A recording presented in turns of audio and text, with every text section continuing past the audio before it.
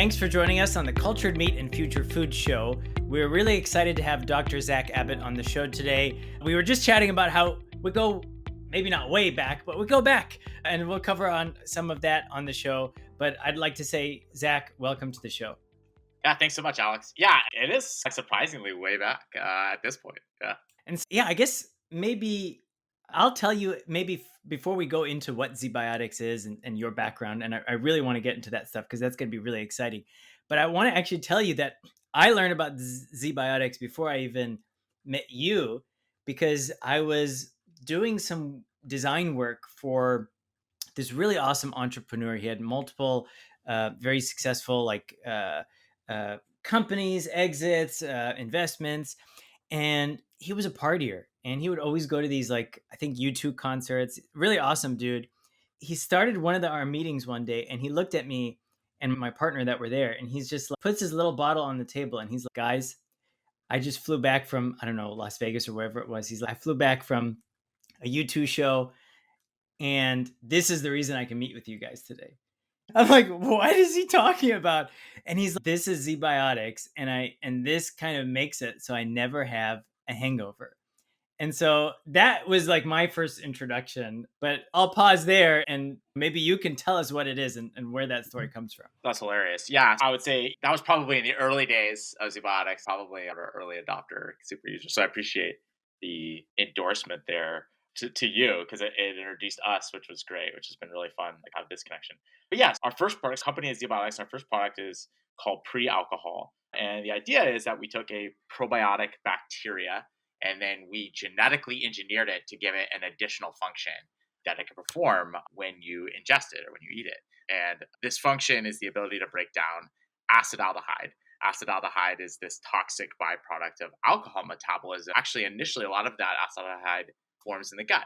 So the idea is, and then it kind of diffuses into the body and wreaks havoc before it's efficiently processed by your liver. And so the idea was that we could engineer a probiotic to help you deal with this gut-derived acetaldehyde that forms, the most important part of this, of course, product's called pre-alcohol. This acetaldehyde forms in your gut when you drink alcohol. So a small amount of the alcohol you drink is converted into this acetaldehyde in the gut, and this acetaldehyde is very toxic.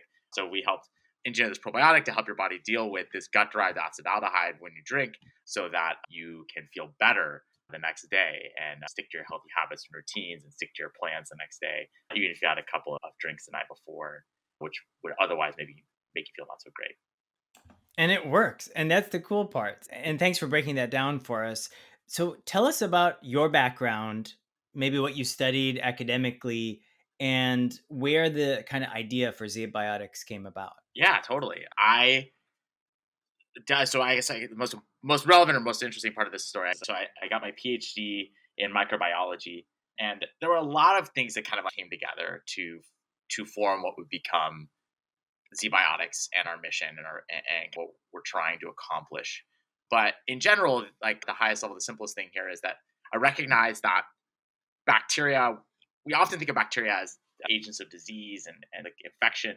And of course that's true, and that's a really important part of our interaction with them. But interestingly, one of the things I learned in my PhD was how valuable bacteria are to our health in a positive way. A lot of the biological functions that keep us going and that keep us healthy are really the result of bacterial functions, not even human cell functions. And there's a lot of interactions happening there. And so I really became fascinated with this idea of bacteria of agents for good. And most of the bacteria we interact with are net neutral or beneficial. It's only a really small percentage that cause disease. And so thinking about ways that we could leverage that. And I think that while we've known about the human microbiome for a pretty long time, it's really only been the last kind of 15 or 20 years that we've really started to dig in and appreciate the benefits that are happening there, or the leverage for human health that we could be utilizing. And so ZBiotics was really started with this idea that we eat all these safe, edible bacteria all the time. But what are they really doing for us? In large part, these probiotics are the traditional probiotics you see on the grocery store shelf today are kind of the leftovers of the dairy industry for the most part, or just random bacteria we found in nature that we know are safe to eat. And they're capable of performing thousands of biological functions. But most of those functions, if not all of them, are really for the benefit of the bacteria. And then so we give you these and we say, I hope that tangentially, some of these functions might be beneficial for you. And in some cases, maybe they are, but it's very inconsistent and unreliable as to which probiotic bacteria will help you at any given time, give it depending on your microbiome or whatever. And so the idea was that we could take this and use this as a chassis, right? Like we know these bacteria are capable of performing all of these valuable functions, or excuse me, all of these biological functions. And so we could engineer it to perform one additional function that we know would be valuable to you.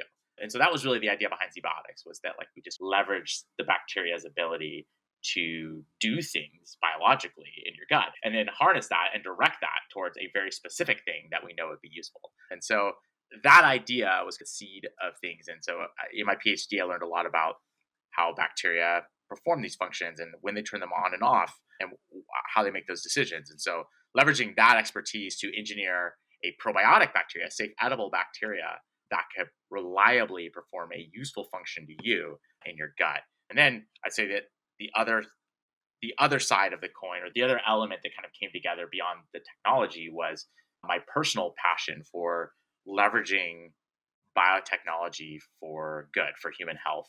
And there's walk through before starting ZBiotics, I walk through the grocery store and see this like non-GMO butterfly everywhere. And that really frustrated me. And not to say that there wasn't any reasonable concerns around GMOs as a whole, or specific applications of genetic engineering, but all these brands that had nothing to do with this conversation were like piling on and throwing genetic engineering under the bus to make their brand look better. And that was, in my opinion, really dangerous. It was a precedent that was being set that all GMOs are bad no matter what. And people are conflating the technology with bad applications of that technology, which was I felt really risky. So I really wanted to do something about that conversation, I wanted to elevate that conversation. And I thought, what a great way to marry these two things. I had this really good idea for an application of genetic engineering. And if I built something that people were really excited about and they understood, and I was transparent about the fact that benefit that I was building was created because of genetic engineering, that would be a great way to, in one fell swoop, apply a technology I was passionate about and hopefully elevate this conversation around GMOs and genetic engineering beyond good or bad, or is it or isn't it, into something more reasonable, rational, nuanced. That genetic engineering is a technology that can be used for good or bad. And really, at the end of the day, it's the products we should be evaluating, not the technology that was used to build them. And I think it's on this show where, after interviewing more people talking about the future of food, I realized how GMO is such a great thing, especially if you talk to scientists. And I want to say some products, they have like proudly GMO label on them. It's not a label, it's maybe just a statement. I was looking for my ZBiotics bottle, but I couldn't find it. Does ZBiotics say something like that? It does. And as It far as I does. Okay. know, I'd love to know others. I didn't know that anybody else used that. So we say proudly GMO on every bottle and every box. It's all over our website. Proudly GMO is also an advertising strategy we use. So we do Facebook ads and Google ads that say proudly GMO as like the hook. And I think it flies in the face of this whole non-GMO movement. And I'm on a mission here to set the record straight that customers are excited about benefits. And so if you use modern biotechnology to make a product that has a unique benefit that they couldn't get otherwise, and then you're transparent about the fact that the reason that benefit exists is because of genetic engineering, that consumers will not care. They will not reject a product because it's a GMO. And there's a lot of brands out there that believe that they will, but the fact of the matter is they won't. And so part of the proudly GMO label is for us is about proving out that point that consumers can be treated like with honesty and integrity and transparency, and it's not a business liability to you to do that, to be honest. Candidly, I know companies that make incredible products with genetic engineering, right? They use biotechnology in incredible ways to make incredible things that are sustainable, align with people's values, protect the planet, and they're hesitant and or shy away from being transparent about the fact that they use biotechnology to make those products possible. And part of our kind of crusade here is to show that can be transparent and customers can be trusted to clear that information and not like just throw you in the trash can. Like they'll still be excited about your products, even. And I argue, especially because of the fact that you've used modern technology to solve a problem that couldn't be solved before. I love that. And I do use the term proudly GMO quite a bit. So I got to start attributing it to you guys, I think. I'm not trying to take credit for the idea at all, but I will say that, I see so few products out there that use that label. What are what are other brands? I'd love to know this. This would be great for me to point to as well. What are other brands that you know of that use the Proudly GMO label? Yeah, I'll take a look. Soylent comes to mind, but I don't know if they have it or if they say it or if they are GMO. I don't know that much about Soylent other Uh-huh. than, but I was speaking with somebody from UC Davis and she was also all about it. And we were geeking out saying, like, hey, we should have a Proudly GMO podcast. And Yes, so maybe this is love to be on that. yeah, maybe this is the joint first episode or something like Amazing. that. I'm all for it. So when you were in your PhD program, did you ever think I'm going to start a company? Honestly, no, that was not really on my radar. I During my PhD itself, the actual like focus of my studies was much more on bacterial gene regulation, and so I was it was a very academic project. I wasn't working on anything that would directly become ZBiotics. Although I will say that the my study of bacterial promoters and stuff was I definitely leveraged that when I built our product. But specifically speaking, I wasn't working on something related to probiotics or genetically engineered probiotics. And while I had this idea kicking around in my head, I never really thought of it as a company idea. I really just thought about it as like a technology or a scientific experiment. And so I even entered a pitch competition in grad school with this idea or with something similar to this idea. And even then, I was not thinking about this as a company. Like I was really pitching this as like I was just really excited about the idea of genetically engineered probiotics. And I was surprised when I did a Google search that I didn't really see a lot of companies working on this, especially not in the consumer space. There was a handful of pharma companies that seemed to be exploring this, and but like the idea of ingesting a probiotic bacteria that had been engineered for a function was like there were some academic papers, but there really wasn't like a lot of companies out there. And so I thought, like, what would be the reception to this idea?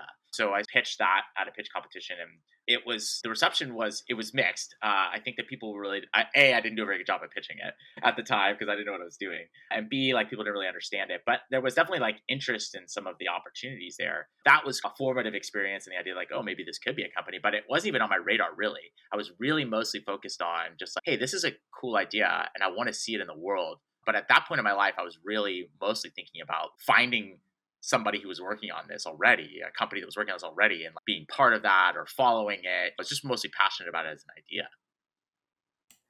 I want to ask about the Z in ZBiotics. Yeah, yeah. And is it Zach? What's the Z?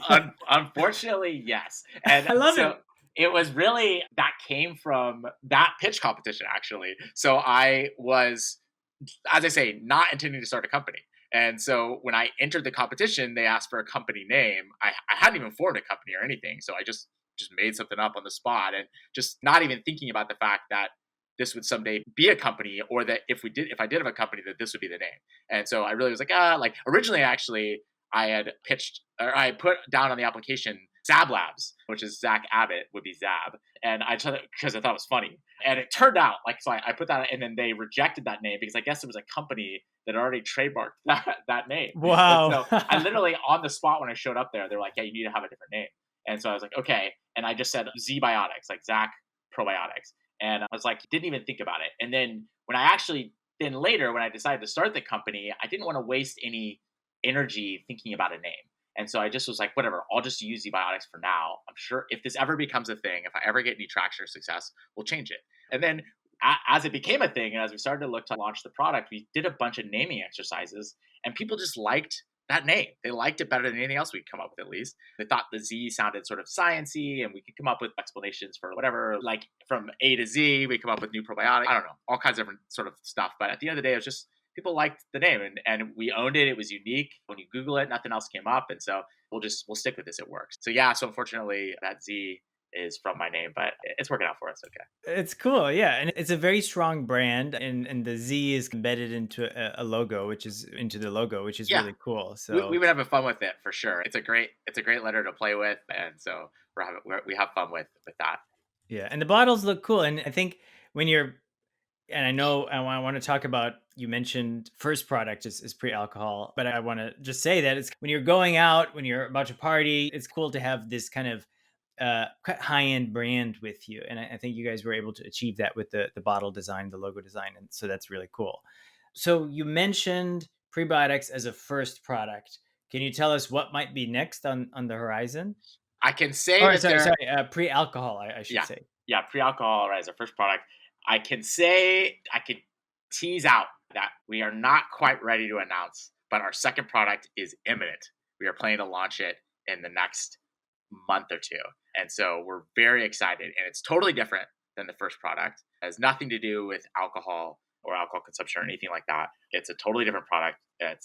It's still the same kind of platform, right? A probiotic bacteria that's been genetically engineered to perform some novel function in your gut that didn't exist before. And this product's really exciting, much like the first one, kind of addresses something that there wasn't really a good solution for before. And in fact, in this case, it's like just a function that really doesn't exist at all in the market. So we're really excited about expanding the story around genetically engineered probiotics and telling all the things we can do. But basically, our target here is helping healthy people be healthier, right? Like a modern human deals with a lot of kind of modern challenges to their health that we did not evolve to deal with. Like alcohol being a good example of this, right? That humans have only intentionally been consuming alcohol for the last like roughly 6,000 years or so. Obviously, humans are a lot older, evolved a lot long before that. And so this is like a modern health challenge.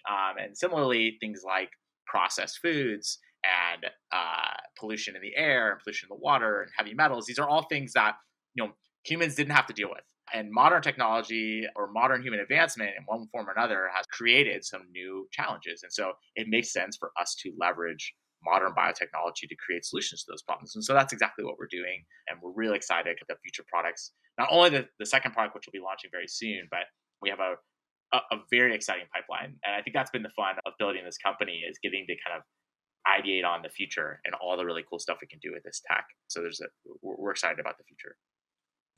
Very cool. So we're going to take a quick break and then we're going to jump back in and really talk about the challenges of building a company like ZBiotics. The 7th edition of the Cultured Meat Symposium is returning to the San Francisco Bay Area this September 12th and 13th, 2024. The themes of the event cover topics of sustainability, inclusivity, and growth within the cultivated meat, precision fermentation, and alternative protein industries. Learn more about the event and register at cms2024.com. I can't believe we're on year 7 and I'm super excited. Use code FUTUREFOOD for a special discount at registration. So we are back, and you were talked about how the company formed and from the pitch competition, you went to establishing the company, ZBiotics as a name. What are some of the challenges of building a physical product company? You're dealing with inventory, boxes, bottles. Like, what are some of the big challenges that you're dealing with? Yeah, it's all of those things that you mentioned earlier about having a nice bottle. All these things are really important, right? So we wanted to build a whole new category of genetically engineered probiotics. And so that required earning people's trust. If we want to convince them that, hey, a probiotic that is genetically engineered is going to be better than what you previously had available to you, we really need to prove to people that's true. And one of the things I learned early on, obviously naively as a scientist, I assumed that you make a great product that works and you're dust off your hands, you're good to go. Like, you're done and everybody will love you and they'll love your product and you'll have no problems. And of course, I learned that good science is table stakes. It's only the beginning. You build a great product, that's step one. But then there's so much more that factors into consumer trust and consumer love. That's the other thing, is right. We really wanted people to love what we were building and be excited about GMOs, because that's the deeper mission. And so that required people having a really great experience A to Z, building a great website that had all the right information, not too much science that was over people's heads, but not too fluffy and too markety, which would kill our credibility. And so really working on that, everything from the product name to the way the brand looked to the logo, everything is people make all of these decisions about whether they trust you or not based on a lot of those things, right? If you have a junky website or you have a bunch of typos, people see that as a lack, and for good reason, see that as a lack of kind of attention to details. So fixating on the right questions was important. So building a great brand was important. And obviously, when I started this company, I didn't have any training in that. And so we did a lot of customer discovery. We handed out, my co-founder and I, Steven, we handed out 10,000 samples before we ever launched the product. And 10,000 samples by hand. Wow. Literally, we would go to parties, we go to to bar crawls, we'd hand it out to our friends, we'd host happy hours, and we'd give people the product, and and they'd ask us what it was, and we'd answer, and we'd explain it, and we'd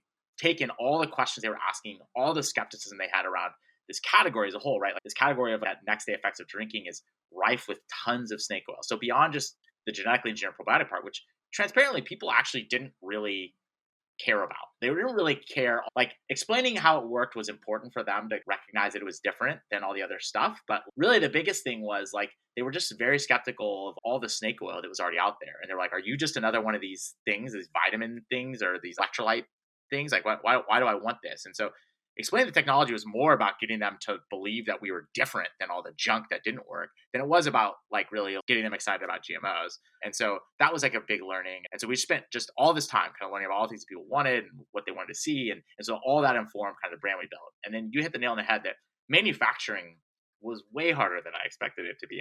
Growing bacteria is easy. And so I assumed that it would be easy to get people to just grow this in a big vat and in a big bioreactor, and then we'd have our ingredient and we'd be off to the races. But as it turns out that while it is absolutely very true that it's easy to grow bacteria in a bioreactor, the industry is not set up for new ingredients in this space. They really want you to pick from their menu of the things that they've been putting in products for the last 30, 40, 50 years. And so when you come to them and you say, hey, we have this new one, they're like, what? We don't do that. And so we got a lot of, we don't do that. Literally dozens or over 100 different kind of contract manufacturers before we found somebody who's willing to work with us on our novel strain. So that was a huge hurdle. And then of course, you got to stand up the process, and then you got to get all that moving forward. You have to get all your quality controls in place and all that kind of stuff. And then, yeah, you got to decide on packaging. You got to get that packaging manufactured. You got to get it shipped. You got to get everything to coordinate. And so all that stuff, though, at the end of the day, once you get past that first hurdle, putting a product together it's the same as any other product. What's unique to ours is what's in the bottle. And so those challenges are hard building a physical product, but they're hard problems that a lot of companies solve. And then so that I think the problems that were unique to us were then finding the right balance of communicating our product to the customer in a way that they cared about, they were interested in, that built our credibility, it built established trust, and all those kinds of things. And so there's a lot of work. To this day, we still iterate and improve and do customer interviews and surveys to try and get better and better at that. And how did you meet your co-founder? I met Steven. You mentioned Soylent earlier. He is childhood friends with some of the founders of Soylent, and so he was finishing up his JD MBA, and he was looking to he was considering his career options, and he was looking to potentially get involved in a food or ag tech startup. And he reached out to his friends who were in the startup community and said, hey, do you know anybody? And they posted his resume on an internal forum. So I'd done a startup accelerator and Y Combinator, and so at Soylent. And so they posted his resume on that internal forum. And I saw that resume and I reached out and I was like, hey, I'm looking for a co-founder. And I was thinking to myself, hey, this guy's got 2 degrees for the price of 1, even better. He can do the business stuff and the law stuff. And they were like, I don't know if he's looking for a startup of 1. I think they was looking for something a little more established. But yeah, sure, I'll connect you. And so we connected for a phone call. He was like, yeah, this is exactly what I was looking for. But in 5 minutes of talking to Steven, I could tell that he was like this incredibly intelligent, thoughtful person. He just exudes like trustworthiness and honesty. And so I thought, this is the guy I want to go into business with. So I basically then for the next 4 months put the full court press on him until he's agreed to join the company and got excited enough to like see what we were gonna build together. And so that then it was off to the races after that. Definitely the single best business decision ever made was partnering with Steven. Wow. And Y Combinator and all these different accelerators always hype up the network. And that's a really great example of how the network does work. Yeah, it worked. It definitely worked. It was great. And I'm so grateful for that community beyond that as well. Whenever we have that challenge or something, there's always somebody who's been through it or at least been through something analogous and can help. So it is genuinely very helpful to be part of. I think any of these accelerators, but having that community is just so valuable. So where's the company located, headquartered, and how many people are part of the team now? We're headquartered in San Francisco Bay Area. So we have an office in San Francisco, and then our lab is down in Mountain View. But most of our company is remote. We mostly do remote work, so obviously our scientists have to be in the lab. And then we have the office, which is largely for customer service. So we can ship replacements and things like that. And anybody who's located in the Bay has the option to go into work at an office if they want to. But largely, We love the fact that we can, our head of food quality, for instance, is in rural Ohio. And we never would have found her if we had restricted ourselves to the Bay. And so I'm really grateful that we're able to get like expertise from all over the country, like the best person for the job. And in terms of size, we are currently at 27, but hiring for a couple roles. So going to be probably in the year around 30 people. Very cool. You can learn more about ZBiotics at ZBiotics, just how it sounds.com. And we'll put that link in the show notes along with a couple other links and goodies. Zack, as we close off, I wanted to ask you, do you have any last insights for our listeners today? I'd say, okay, the one big thing that we didn't really get to talk about too much, I talked about it a bit, but the most important takeaway, if I could impress one thing, is really that like consumers are not, I think everybody believes that everybody, or most people believe that everybody is anti-GMO. And that's just definitely not true. And so we've seen this over and over again with our product, but there's lots of unbiased surveys that demonstrate the same, that people want great products and they're not going to outright reject your product because it's a GMO. And if you're using genetic engineering to make great products, then it is incumbent upon all of us to make sure that we advocate for that technology with our products and with our companies and not try and hide that. The more you hide it, the more it reinforces for people that they should be scared of it. And while everybody doesn't, most people just don't care one way or the other right now. There's this vocal minority that's creating this narrative that quote unquote everybody is anti-GMO, but that's just not the case. But the more we hide it, the more we reinforce that, and the more that we let the tail wag the dog. Deeply advocate for transparent and open and not just making it a disclosure somewhere on the package, but putting it front and center, using it as an asset, not a liability, that this is a differentiator. This is how we're able to make something so incredible, is because we use modern biotechnology. And the more we do that, the more we're excited about it and we demonstrate our excitement for it, the more we can elevate this conversation beyond good or bad, or is it or isn't it, into something more rational, nuanced, and generate public excitement as well. So that's my kind of soapbox, my big pitch at the end there. No, that's great. And I'm all for it. In fact, the more I looked into it, I was doing some searching while we were recording. The more I looked into it, the more I realized I'm pretty sure I did like first see Proudly GMO from the ZBiotics bottle.